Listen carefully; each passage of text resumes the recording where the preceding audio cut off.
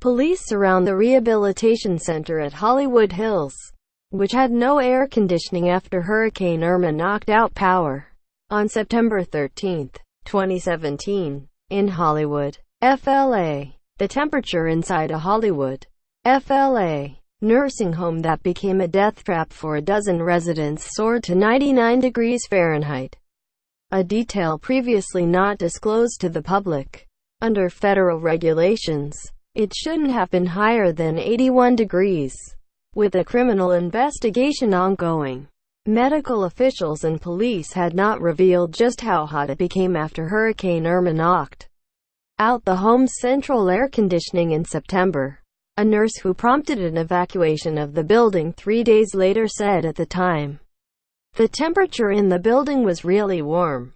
The residents of the Rehabilitation Center at Hollywood Hills struggled for 62 hours in the oppressive heat. 12 died in what the Broward Medical Examiner's Office ruled were homicides.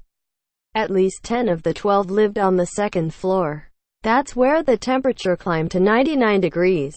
According to a document filed by the Florida Agency for Healthcare Administration, which oversees nursing homes, federal regulations say nursing homes must fix the problem if the temperature exceeds 81 degrees or must relocate residents. Florida's healthcare agency, in its filing, laid out just how widespread the ordeal became, revealing how many people were seriously sickened by the heat. State health regulators reviewed the medical records of most of the building's 141 residents and found 4 in 5 who lived on the top story suffered dehydration or other effects of heat exposure. Those living downstairs fared better, but still many also fell ill from the extreme heat and humidity. State health regulators said 44% of the 71 residents on the bottom floor suffered from dehydration or other heat-related symptoms.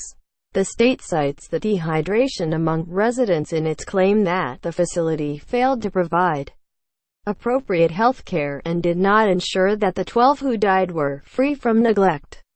The state alleges that nursing home officials did not recognize the risk of the rising temperature and violated state law by not providing comfortable and safe room temperature levels.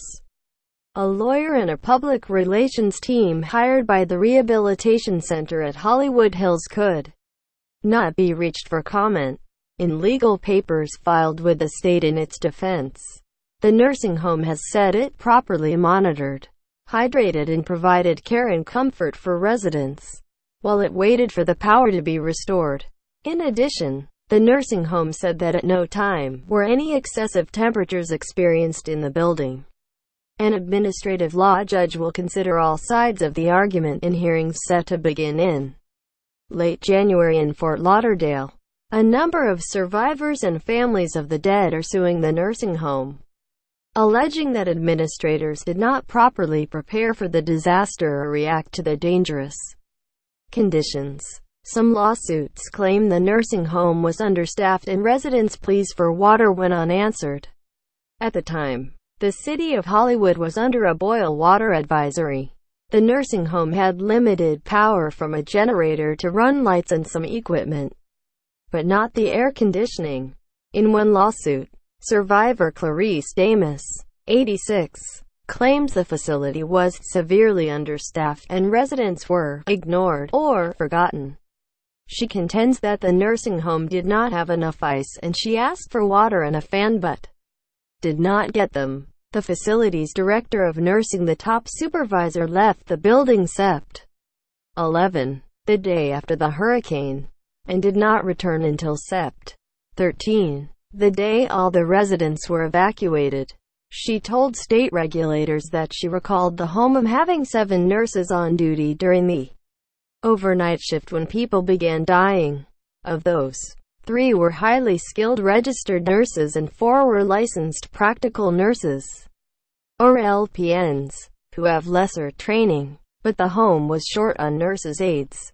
Only 5 were on duty for a building with more than 140 residents.